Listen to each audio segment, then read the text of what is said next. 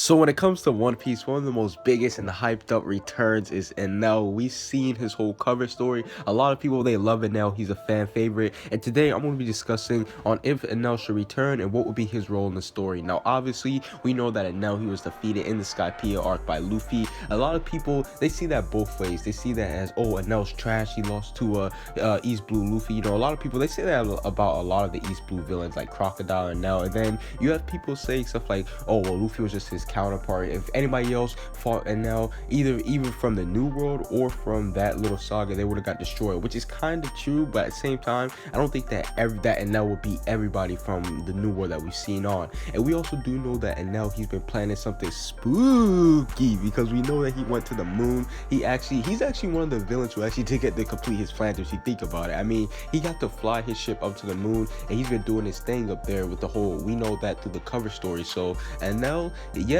he was defeated by Luffy, but he still did get to carry out his plan. So that's kind of like a dub in itself.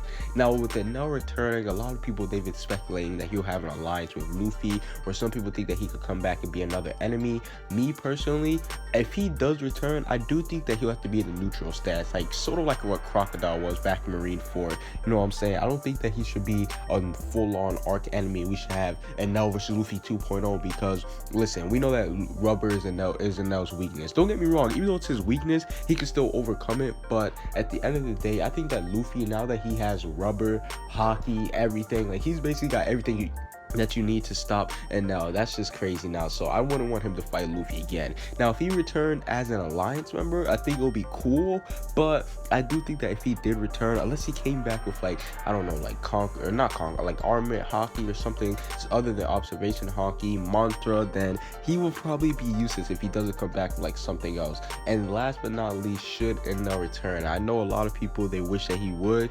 Me personally, no, I don't think that Enel should return, and this is why.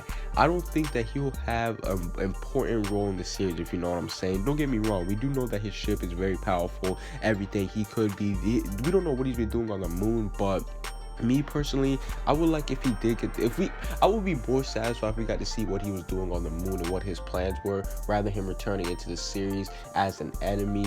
Like I said, the alliance part would be cool. I would be okay with that, but I don't want Enel to return. I'd rather just have him doing his own little thing, you know what I'm saying? Now, do I think he will return? There's a possibility. I do think that Enel could return. I'm not saying that it won't happen, but I'm just saying that I wouldn't want it to happen. But if it does happen, I just said happen like 20 times, but if it does happen, it has to be done in a alliance matter, like a neutral alliance matter. I don't think it'll work too well. But overall, that's basically it for this little video. Do you guys think that Enel should return? And if you do, what do you think he should come back as? Comment what you guys see down below. Subscribe if you haven't.